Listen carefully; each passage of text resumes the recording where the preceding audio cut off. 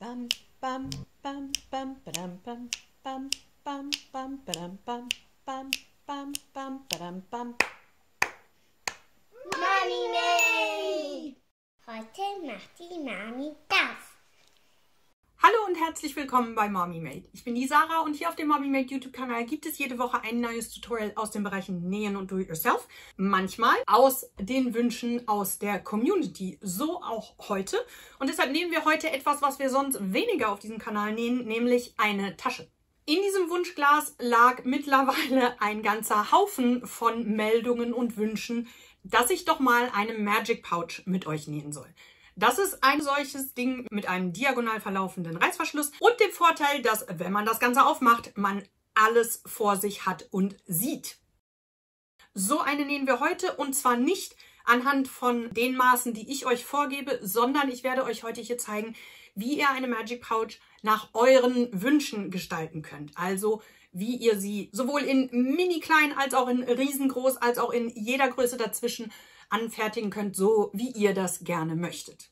Wenn das etwas ist, was euch weiterhilft, dann freue ich mich natürlich sehr, wenn ihr dieses Video auch teilt und anderen weiterempfehlt und vor allen Dingen, wenn ihr es mit einem Like verseht und auch kommentiert. Wenn euch nichts einfällt, was ihr kommentieren könntet, freue ich mich auch über ein Emoji. In jedem Falle hilft diese Art Interaktion dem YouTube-Algorithmus und damit mir ebenso, wie es das tut, wenn ihr den YouTube-Kanal abonniert. So noch nicht geschehen. Herzlichen Dank an dieser Stelle, wenn ihr mich auf diese Art und Weise unterstützt. Und jetzt viel Spaß! So, also unsere Magic Pouch sieht ja quasi in etwa so aus. Wie ein Rechteck. Hier läuft dann der Reißverschluss einmal diagonal rüber und dann hier an der Kante entlang und auf der anderen Seite wieder diagonal runter. Und wahlweise hat das Ding hier oben auch noch einen Griff. Das sind die zwei Reißverschlüsse. Einer geht da lang, einer geht da lang. Ich hoffe, das kann man grob erkennen. Und das Ganze können wir jetzt natürlich in der Größe unserer Wahl nähen. Ich nenne jetzt die Seitenlängen A und B. A ist die kurze Seite, weil das von hier vorne drauf geguckt ein Quadrat darstellt in der Regel. Haben wir hier ein A, da ein A und die lange Seite nennen wir B. So viel dazu, wie eine Magic Pouch aussieht. Und ob das dann jetzt hier irgendwie 10 x 10 cm ist und 15 cm lang oder 25 cm lang und 12 x 12 oder 8 x 8 und 16 cm lang, das ist komplett euch überlassen. Für welche Maße ihr euch entscheidet, hat aber natürlich Einfluss darauf, wie viel Material ihr braucht. Was ihr für eine Magic Pouch braucht, ist ein Außenstoff. Ich empfehle festeres Material wie Jeans oder Canvas oder Softshell von mir aus auch oder Kunstleder oder irgendwas Stabileres. Es gibt genügend Tutorials, in denen da ganz normale Baumwollwebware verwendet wird. Das funktioniert sicherlich auch, ist dann natürlich eine Frage, wie sehr man das verstärkt und wie wichtig euch ist, dass die Pouch entsprechenden Stand hat oder ob es euch stört, wenn das Ganze ein bisschen labbriger wird. Ihr braucht einen Innenstoff. Das kann, wie erwähnt, ganz normale Baumwollwebware sein oder je nachdem, was ihr machen möchtet, könntet ihr innen auch sowas wie gewachste Baumwolle benutzen. Nicht Wachstuch, das ist immer so ein bisschen zu fest und zu steif, aber irgendwas, was ihr abwischen könnt zum Beispiel. Ginge natürlich auch für außen. Aus diesen beiden Stoffen braucht ihr Folgendes. Je einmal aus Außenstoff und Innenstoff ein großes Karree in der Größe A plus B plus 2 cm. Also quasi 2 x A plus B plus 2 cm. Diese 2 cm sind Nahtzugabe. Und auf der anderen Seite sind das 4 x A plus ebenfalls 2 cm Nahtzugabe. Ihr braucht Seitenteile. Und zwar je 2 x aus Außenstoff und 2 x aus Innenstoff. In der Länge 2 x A plus 2 cm und in der Höhe A. Wenn ihr einen Griff machen wollt, braucht ihr ein Stück Stoff. In der Regel würde man dafür den Außenstoff nehmen. Das ist aber auch komplett euch überlassen. Da könnt ihr auch einen Kontraststoff nehmen oder was auch immer. Schreibe einfach mal Griff daneben. Denn wie gesagt, der ist optional, den müsst ihr gar nicht machen. Wenn ihr ihn machen wollt, braucht ihr ein Stück Stoff B plus 2 cm mal 8 cm. Dann braucht ihr Flieseline. Oder Verstärkung irgendeiner Art, die ihr aufbügeln könnt. Die gibt es in unterschiedlichen Stärken. Ich bin ein großer Fan von Flieseline H250 und von Decovil 1 Light. Je nachdem, für welchen Außenstoff ihr euch entschieden habt, wie fest der schon steht, wie viel Stand ihr in eurer Pouch haben möchtet, müsstet ihr entscheiden, was ihr am liebsten mögt. Wenn ihr so wie ich heute als Außenstoff etwas Stabileres nehmt, wie zum Beispiel Jeans oder Canvas, dann reicht eine Flieseline H250, die ihr auf den Baumwollinnenstoff aufbügelt, beispielsweise. Wenn ihr Außen- und Innen Baumwolle verwendet, würde ich zu Decovil 1 Light tendieren, einfach weil es stabiler ist. Das ist aber Geschmackssache. Es gibt auch Leute, die die Decovil-Einlagen zu fest finden. Ich bin ein großer Fan davon. Was ihr aus Flieseline braucht, ist auf jeden Fall ein Stück, was ihr eben auf den Außen- oder Innenstoff aufbügelt, mit den Maßen 2x A plus B. Also das hier ohne die zusätzliche Nahtzugabe, also an der anderen Seite 4x A. Außerdem 2x Flieseline für die Seitenteile mit der Länge 2x A und der Höhe A minus 2 cm. Warum, erkläre ich euch später. Im Innern der Tasche versäubern wir Nahtzugaben mit Schrägband. Das heißt, ihr braucht Schrägband. Und zwar in der Länge 4x A plus ca. 8 cm. Einfach für mehr Spielraum und die ein oder andere Nahtzugabe. Das ist aber dann alles mit diesen zusätzlichen 8 cm abgedeckt. So, kommen wir zum Reißverschluss. Den brauchen wir auch noch und der geht, wie ihr seht, einmal durch dieses Karree ja diagonal durch, dann an der Länge B entlang und auf der anderen Seite ja wieder diagonal runter quasi. Sprich, von der Länge, die wir brauchen, wäre das zweimal die Diagonale plus erwähnte lange Seite B plus ca. 6 cm, einfach für mehr Spielraum. So, wie kommen wir jetzt auf diese Diagonale? Da sind wir wieder bei Mathematik. Die Formel für eine Diagonale lautet Wurzel, das tut mir leid, aus 2 mal a zum Quadrat. Ist wie es ist, das hier ist die Diagonale. Das, was da rauskommt, dafür habt ihr einen Taschenrechner, nehmt ihr mal 2 plus b plus 6 cm und dann wisst ihr, wie lang euer Reißverschluss ist. Wenn ihr da keinen Bock drauf habt, dann kauft ihr ohnehin irgendwie einen Endlosreißverschluss mit mehreren Zippern und dann messt ihr das am fertigen Ding ab, wie viel von dem Reißverschluss ihr braucht. Aber wenn ihr vorher wissen wollt, exakt wie viel ihr braucht, könnt ihr das so ausrechnen. Für diejenigen, die zahlen wollen und nicht rechnen wollen und genau alles ganz genauso machen wollen, wie ich jetzt hier in diesem Video, blende ich euch hier für diese einzelnen Teile die Maße ein, die ich heute verwenden werde. Plus 2 Schieber. Die schreibe ich hier noch dazu. So, bezüglich des Verschlusses der Magic Pouch könnt ihr jetzt noch eine Entscheidung treffen, die da lautet, man kann dieses Ding entweder so nehmen, dass hier rechts und links der Reißverschluss einfach in der Tasche verschwindet oder dass ihr so wie ich an meinem Exemplar hier an beiden Seiten oder auch nur an einer Seite, wie ihr das möchtet, ein kleines Band habt, an dem man sich festhalten kann, um den Reißverschluss besser bewegen zu können. Wie gesagt, das könnt ihr wahlweise an einer oder an beiden Seiten einbringen oder an keiner. Wenn ihr das möchtet, braucht ihr für eine Seite einmal, für beide Seiten dann logischerweise zweimal ein Band 8 cm lang. Meine sind 2 cm breit, wie man hier unschwer erkennen kann, und in meinem Falle ist das Schrägband, nämlich das gleiche Schrägband, das ich auch verwende, um innen die Naht später zu verstecken. Alternativ könntet ihr natürlich ein hübsches Webband verwenden, eine Schleife oder ein von euch selber hergestelltes Band nach dem gleichen Prinzip wie ein Schrägband, zusammengefaltet aus Baumwollwebware beispielsweise. Kommen wir zum Schnittmuster, das wir wie immer selber zeichnen. Und das könnt ihr entweder auf Papier tun, wenn ihr das Ganze dann aufbewahren und für zukünftige Taschen behalten wollt. Oder wenn ihr möglichst wenig Papier verbrauchen wollt, könnt ihr das einfach auch direkt auf die Rückseite eurer Flieseline aufzeichnen. Und aus der ausschneiden, dann ist es natürlich, wenn ihr das Ding mal vernäht habt, weg und ihr müsstet das für die nächste Tasche wieder neu auf die Flieseline zeichnen. Das ist euch überlassen. In jedem Falle brauchen wir ein Viereck. Dessen Seitenlängen bestehen aus den Maßen A, also kurze Seite, B, also lange Seite und nochmal A. Und im rechten Winkel dazu zeichnet ihr euch 4-mal die Länge A an. Und ihr macht euch, das habe ich hier schon mal getan, auch bitte Markierungen an allen Seiten, wo von der Ecke aus die Länge A endet.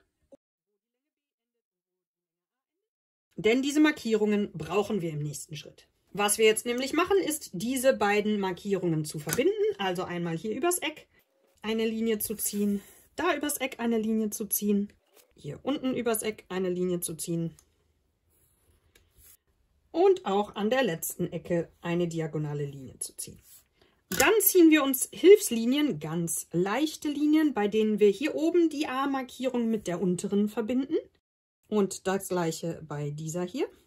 Ebenso wie quer dazu, auch hier ziehen wir uns Hilfslinien, bei denen wir die A-Markierungen miteinander verbinden. Und jetzt haben wir im Grunde schon alles, was wir für unser Schnittmuster brauchen.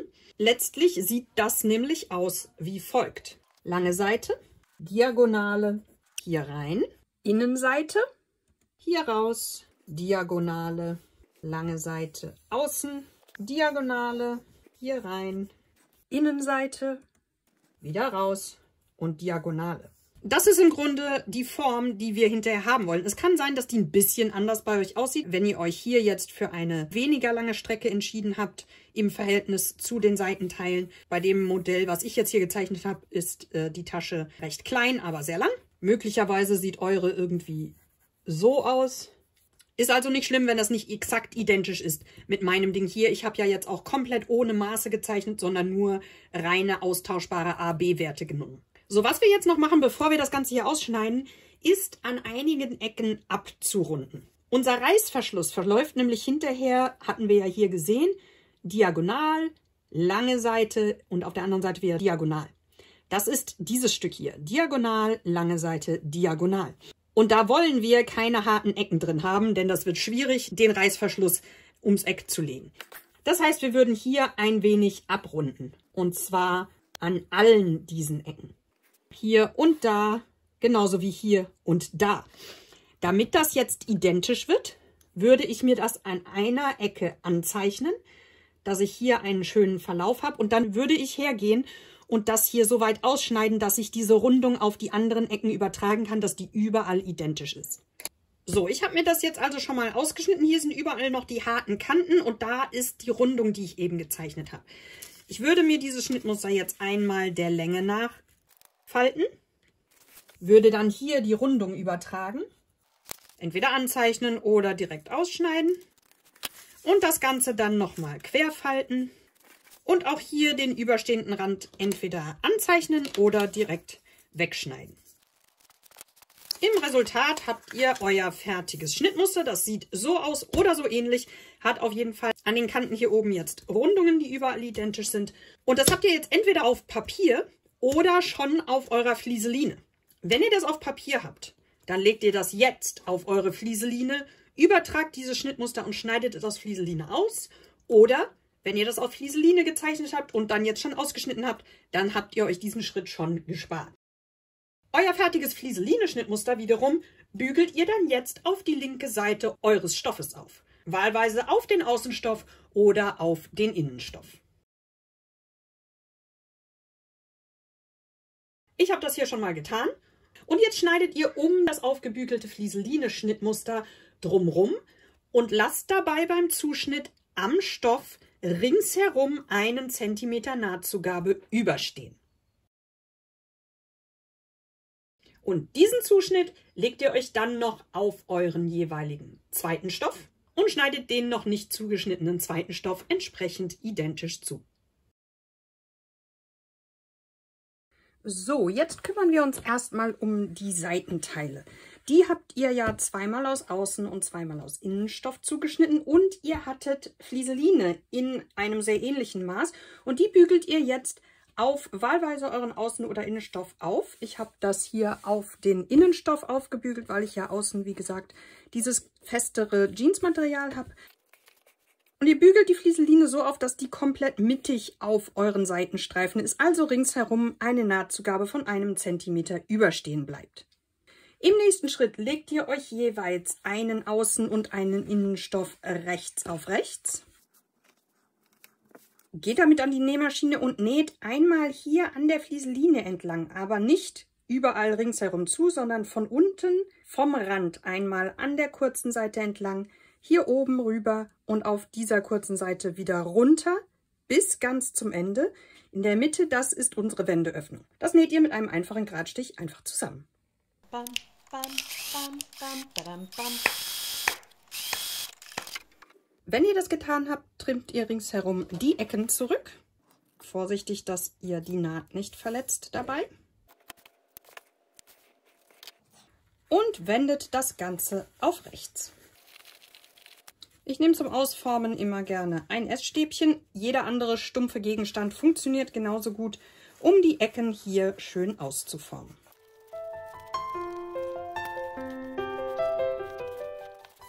Formt das ordentlich aus, bügelt nochmal drüber und dann steppt ihr oben die Kante noch einmal ab.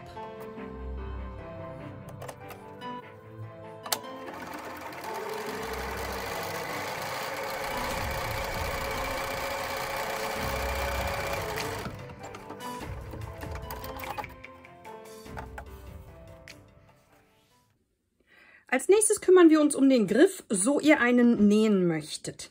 Nehmt euren Streifen für den Griff und jetzt müssen wir erstmal falten und bügeln. Und zwar falten wir uns den einmal der Länge nach, bügeln da drüber, öffnen das wieder und falten die Außenkanten auf diese Falz. Auch diese Knicke bügeln wir einmal fest. Jetzt falten wir das Ganze längs in der Mitte und dann liegt es im Grunde genommen, wie ihr das von Schrägband auch kennt.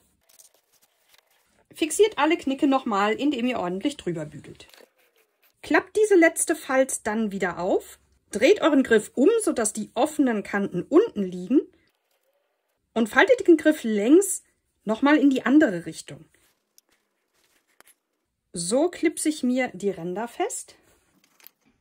Gehe damit unter die Nähmaschine und schließe 1 cm vom Rand entfernt jeweils hier die Außenkanten.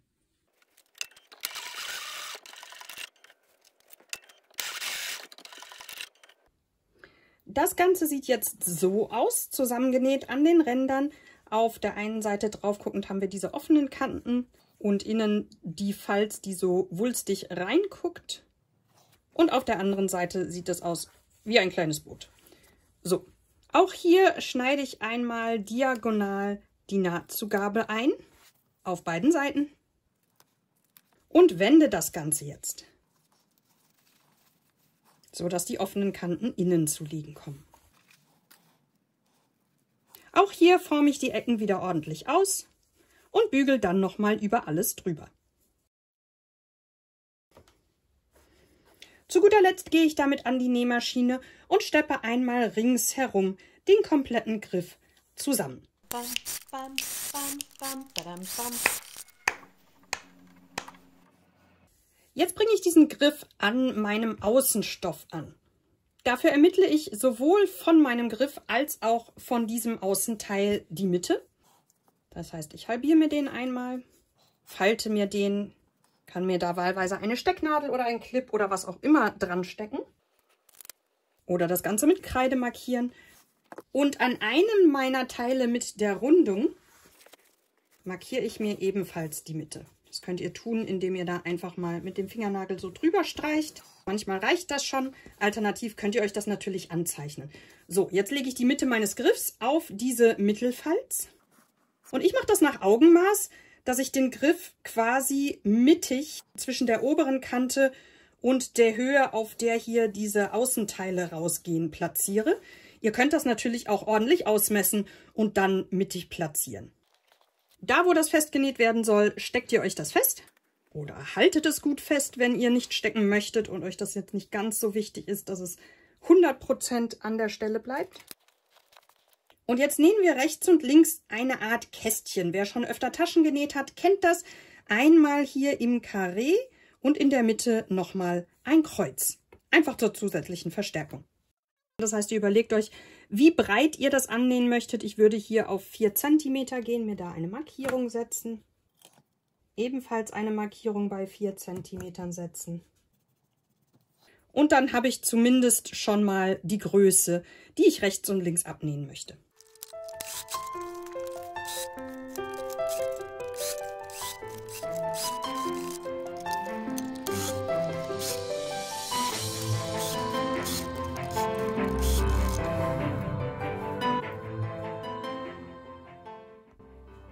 Soweit, so gut. Jetzt kommt unser Reißverschluss. Bei dem, da haben wir ja vorher eine Länge ausgemessen, die habe ich mir entsprechend zugeschnitten. Jetzt markiere ich mir als erstes die Mitte des Reißverschlusses. Halbiere mir den, falte und markiere mir die Mitte auf beiden Seiten mit einer Stecknadel oder einer Markierung irgendeiner anderen Art. Warum auf beiden Seiten? Weil wir jetzt Folgendes machen. Wir ziehen das ganze Ding auseinander. So, eine dieser Hälften nähen wir an diese Rundung an und die andere auf der gegenüberliegenden Seite. Fangen wir mit dieser an.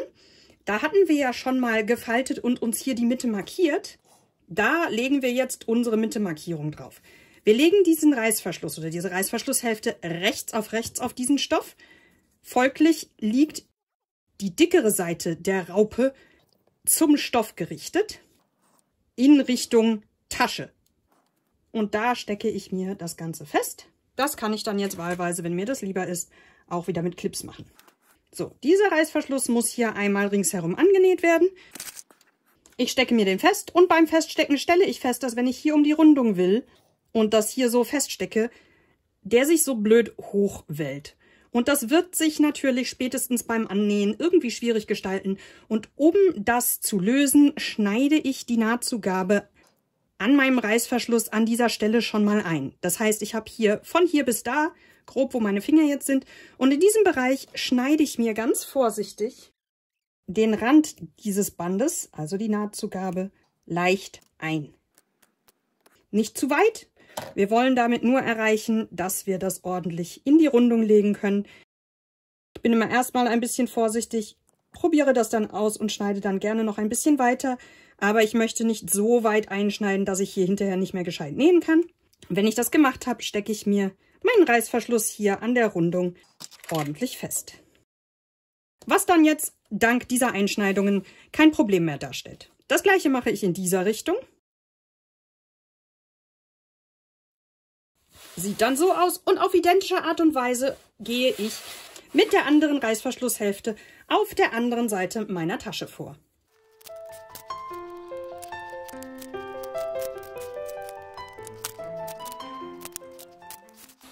Wenn ich das auf beiden Seiten gemacht habe, gehe ich damit an die Nähmaschine und nähe hier knappkantig einmal ringsherum diesen Reißverschluss fest. So, zum Annähen des Reißverschlusses ein paar kleine Hinweise an dieser Stelle. Ich mache das hier mal an meinen Resten. Ihr könnt einen Reißverschluss, der so wie er soll, hier rechts auf rechts, also mit der Raupe nach unten auf dem Stoff liegt, den könnt ihr natürlich mit eurem ganz normalen Nähfuß und einem ganz normalen Geradstich annähen. Problem an der Stelle, ich demonstriere das mal ganz kurz, wenn ihr den Nähfuß absenkt, je nachdem wie breit euer Nähfuß ist und wie breit die Öffnung in der Mitte ist, wo die Nadel drin bewegt werden kann, das gibt natürlich vor, wie nah ihr zum Nähen an die Raupe rankommt. Das heißt, bei diesem Nähfuß hier könnte ich maximal bis hier wandern mit der Nadel. Guck mal kurz, ob ich da irgendwie reinmalen kann. Oh je, jetzt habe ich mir meinen Nähfuß eingesaugt. So. Okay. Diese Demonstration hat nur so semi funktioniert, hatte mir aber meinen Nähfuß sehr eingesaut. Hier ist der Punkt, den ich gemalt habe und das zeigt euch sehr deutlich, dass wenn ich das so mache, ich nicht sonderlich nah an die Raupe rankomme. Weshalb ich lieber einen Reißverschlussfuß einsetze, der bei den allermeisten Nähmaschinen standardmäßig mit im Sortiment ist. So, das hier muss ich auf jeden Fall sauber machen. So, der sieht so aus oder so ähnlich. Und jetzt seht ihr auch schon, was ich jetzt als nächstes für ein Problem habe, nämlich wenn ich vorher ganz normal mit einem mittigen Geradstich genäht habe, dann würde ich mir die Nadel jetzt hier kaputt machen, wenn ich das so lasse.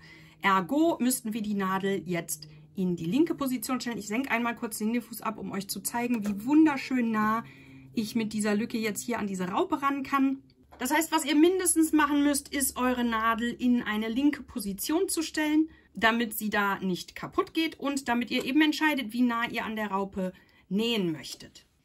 An der Bernina ist es ja grundsätzlich so, dass ich sowieso deklarieren muss, welchen Fuß ich jetzt hier gerade verwende. Das heißt, ich würde hier reingehen, würde sagen, ich habe jetzt hier, liebe Nähmaschine, eine 4D eingesetzt. Das ist mein Fuß. Und dann sagt mir die Bernina hier rot angezeigt, dass wir hier ein Problem haben mit der Nadelposition. Erinnert mich also daran. Und sie markiert auch, wie weit ich rübergehen muss. Also wenn ich im grünen Bereich bin, der grüne Bereich ist weiß. Das ist der rote Bereich. Sobald ich hier in diesen Bereich komme, wo ich mir die Nadel nicht mehr kaputt mache, ist alles gut. Und da kann ich mir jetzt, wie gesagt, aussuchen, wie weit ich rübergehen möchte. Und dann steht meinem Reißverschluss annähen nichts mehr im Wege. dann sieht das mit abgesenktem Nähfuß so aus, wenn ich die Nadel absenke. Zack. Für dieses erste Annähen, also das Annähen des Reißverschlusses am Außenstoff, würde ich jetzt erstmal nicht ganz millimetergenau an die Raupe rannähen, denn wir nähen ja gleich auch noch den Innenstoff da dran. Das heißt, diese erste Naht am Reißverschluss, da würde ich mir ein bisschen mehr Luft lassen. Bam, bam, bam, bam, badam, bam, bam, bam, bam, badam, bam, bam, bam, bam, badam, bam.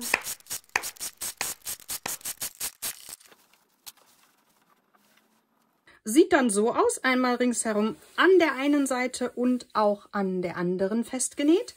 Und jetzt nehmen wir uns unseren Innenstoff, diesen hier, der in meinem Falle die Flieseline hinten drauf hat. Das könnte bei euch genauso sein oder auch anders, das ist egal. Jedenfalls legen wir uns den jetzt rechts auf rechts, also schöne Seite auf schöne Seite, Kante auf Kante, hier oben an die Reißverschlusskante. So, das Ganze stecke ich jetzt gleich noch aneinander fest und nähe jetzt die gleiche Strecke wie eben noch einmal. Also einmal hier angefangen um die Rundung bis hier runter auf beiden Seiten. Dafür würde ich meine Nadelposition, so ich die Option an meiner Maschine habe, jetzt noch ein Stück weiter nach links versetzen. Denn mein Ziel jetzt bei diesem Zusammenfügen ist, wirklich jetzt ganz knappkantig an der Reißverschlussraupe entlang zu nähen.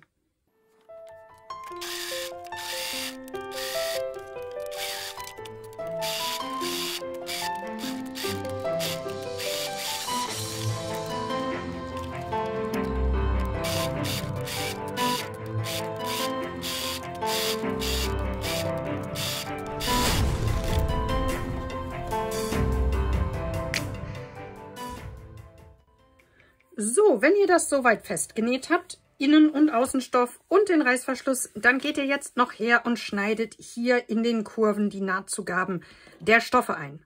Bei dem Reißverschluss haben wir ja schon eingeschnitten, jetzt machen wir das auch noch bei den Stoffen. Und jetzt können wir das Ganze auf rechts wenden.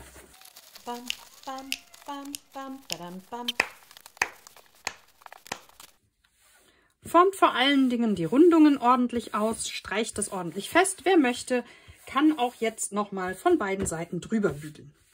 Und damit das dann alles schön bleibt, gehen wir damit jetzt unter die Nähmaschine und steppen einmal knappkantig ringsherum alles fest. Auch an diesen Stellen knappkantig, dann wieder hier am Reißverschluss entlang, einmal ringsherum. So, Obacht, wer jetzt gerne möchte, dass hinterher an der fertigen Magic Pouch rechts und links oder auch nur an einer der beiden Seiten ein Band zum Festhalten ist, der kann dieses Band jetzt schon einnähen.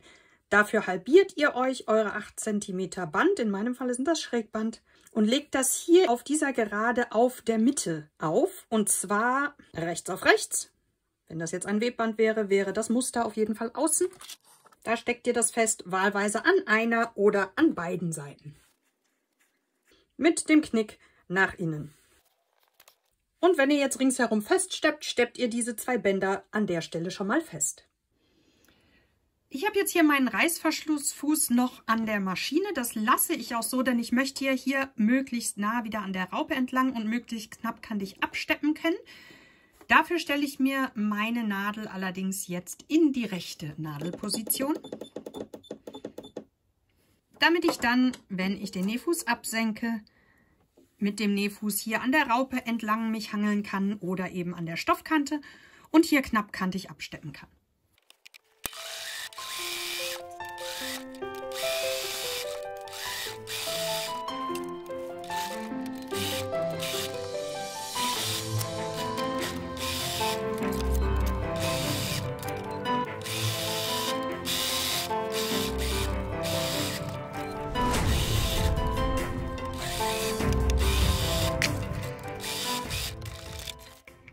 Sieht dann so aus, beziehungsweise so, und jetzt können wir auch schon unsere Zipper aufziehen.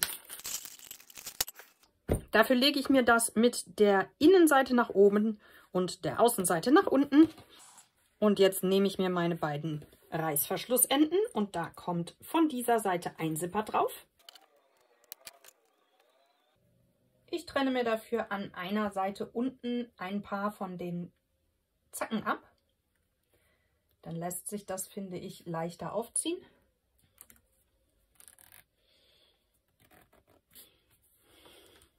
Ein Video dazu, wie man Zipper auf Endlosreißverschluss auffädelt, habe ich hier schon mal für euch online gestellt. Das verlinke ich euch nochmal hier und auch unter dem Video in der Infobox bzw. in den Kommentaren.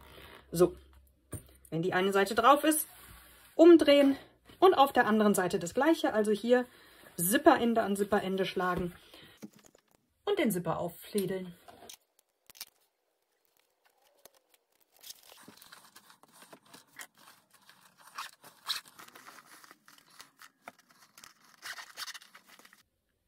So, jetzt müssen wir im Grunde nur noch den Boxboden nähen.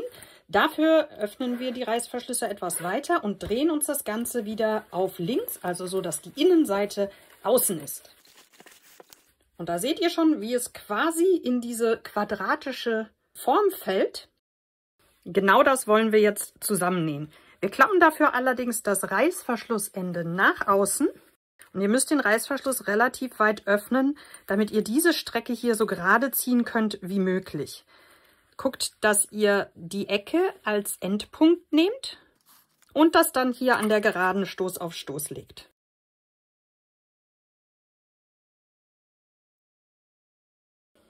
Und jetzt gehen wir damit unter die Nähmaschine und nähen hier rechts und links im Abstand von 1 Zentimeter alles aneinander fest. Da müsst ihr natürlich am Reißverschluss hier ganz, ganz langsam und vorsichtig nähen. Euch dann den Zipper aus dem Weg ziehen, dass ihr da nicht drüber näht. Aber das kriegt ihr schon hin. Bam, bam, bam, bam, bam, bam, bam, bam, bam, bam, bam, bam, bam, bam, bam. So, meine Lieben, das Schlimmste habt ihr überstanden. Apropos überstehen, die überstehenden Enden der Reißverschlüsse schneiden wir jetzt an dieser Stelle ab. Und im Grunde habt ihr jetzt schon einen ziemlich guten Eindruck, wie diese Tasche aussehen wird. Jetzt ist sie natürlich noch auf links, aber vom Ding her ist das. Damit uns jetzt hier, wenn die aufgeschlagen ist, an den Seiten nicht alles rausfällt, nähen wir jetzt noch unsere Seitenteile ein. Das heißt, wir lassen das erstmal alles so, wie es ist. Reißverschlussenden haben wir, wie gesagt, abgeschnitten. Und jetzt nehmen wir uns unsere vorhin vorbereiteten Seitenteile zur Hand. Legen die mit der offenen Kante, also dieser hier, in Richtung außen, so auf, dass ihr, wenn ihr von außen drauf guckt, überall den Innenstoff seht und der Außenstoff zum Außenstoff zeigt. Das gleiche auf der gegenüberliegenden Seite. Und jetzt nähen wir an beiden Seiten nochmal die Seitenteile fest, etwas näher an der Kante, als wir das eben mit unserem Reißverschluss gemacht haben. Achtet auch hier beim Nähen darauf, dass wenn ihr hier auf Höhe der Mitte kommt, da ja der Zipper ist, dass ihr da nicht mit der Nadel drauf landet und euch die zerdeppert.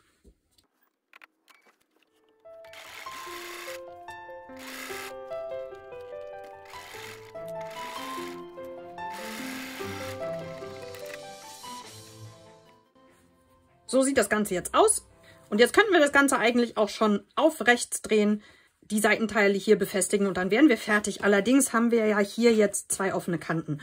Und das ist nicht wirklich schön. Ihr seht das bei dem Jeansmaterial, das ich verwendet habe, dass das hier dann doch arg ausfranst. Das ist hässlich, das will ich in meiner Tasche nicht haben. Und deshalb versäubern wir jetzt hier diese Ränder mit Schrägband. Dafür lege ich mir mein Schrägband so daneben, dass das vorne und hinten jeweils etwa 2 cm übersteht. Lege das Schrägband mit der offenen Seite nach oben, lege meine zu versäubernde Kante so darauf, dass die Kante direkt auf der Mittelfalz liegt. Schlage jetzt das Schrägbandende an beiden Seiten um und dann von außen nochmal um. Und stecke mir das auf der ganzen Strecke ganz, ganz gut fest. Das gleiche mache ich auf der gegenüberliegenden Seite und dann steppe ich einmal hier dieses Schrägband an meiner Kante fest. So sieht das dann aus mit den versäuberten Kanten. Und jetzt gibt es im Grunde nur noch eine Sache zu tun. Und zwar, nachdem wir das Ganze auf rechts gewendet haben, Kanten schön ausformen. So, jetzt erkennt ihr schon, welche Form das Ganze hat. Und ihr könnt das Ganze auch schon mal testweise schließen. Und dann sieht eure Magic Pouch schon so aus, wie sie aussehen soll. Allerdings hängen jetzt diese Seitenteile hier noch so ein bisschen unmotiviert in der Gegend rum. Und damit die in Zukunft, wenn wir das Ganze aufklappen, eben nicht nach vorne fallen, nähen wir die hier in der Ecke, jeweils hier und dort, mit einem Matratzenstich, mit Nadel und Faden, hier einfach an den Rand. Das ist eure letzte Aufgabe, wie der Matratzenstich genau geht. Dazu gibt es ein Tutorial von mir. Das ist eins meiner allerersten Videos. Es ist nach wie vor eins der meistgesehenen Videos. Ich verlinke es euch hier oben. Wenn es hier nicht aufploppt bei euch, dann findet ihr es in der Videobeschreibung unter diesem Video oder auch im gepinnten Kommentar. Achtet beim Nähen darauf, dass ihr wirklich nur das Innenfutter erwischt und nicht durch die komplette Tasche nach außen stecht, sonst seht ihr das von außen. Wenn euch das nichts ausmacht, hier außen noch eine Naht zu haben, dann könnt ihr das natürlich auch an der Nähmaschine nähen.